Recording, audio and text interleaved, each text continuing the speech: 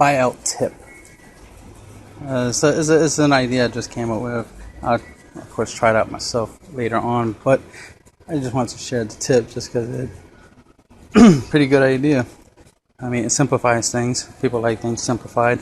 They like step-by-step processes. So the tip is, when you want to do a buyout, let's say you want to do a buyout of certain cards from a certain set. Like, let's go with the Baller set, the Battle of Legends, Light's Revenge set, right?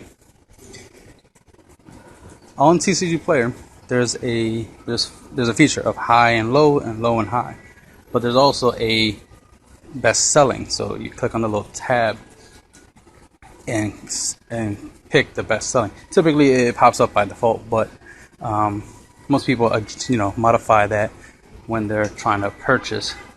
One, you usually use high and low when you want to see what cards that you have from that set that are worth money. So you check it real quick to see which cards are the money cards, and if you have them, you try to sell them. If the point is to sell the cards, right? But if you're trying to buy cards and you're on a budget, usually you pick low to high, obviously, right? Especially if you're trying to buy bulk. But when you're trying to do a buyout, well, obviously you want to pay the least amount, right? You want to get as much as you can for, want to get your money's worth. But at the same time, you also don't want to invest in stuff that people aren't buying, right? People don't want. It's about supply and demand. And the idea is you're trying to grab all the supply that people are demanding, because you can see there's a demand for it, by using the best selling thing, which is why this is the tip. The tip is use the best selling feature to give you an idea of what people are buying. Obviously, that's why it's called best selling. Those are stuff that that is being bought. So then you just buy out the cheapest, or whatever fits in your budget, and buy it out. That way you have the supply. And then, if the demand's still there and it keeps growing and growing and more people want the card, well, you have the cards, right? You have the cards that people want.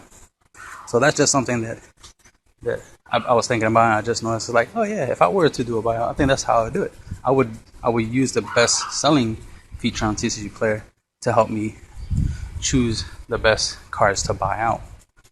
Another method, of course, would be cards you see value in it. If you see a card that's really, really, really good in a set and it's really, really cheap, then and if you could afford to buy all of it, then buy all of them. You see value in the card. The card is obviously good. If you see value, that's the idea of value. Value is not just money. Value is also playability. The possibility of it having an importance later on in the game, especially if the cards are short print. That's another thing. Short print cards. That's another thing you want to look into, especially if you want to buy out is short printed cards, because they're shortly printed, right? Common sense. So that's my tip for now.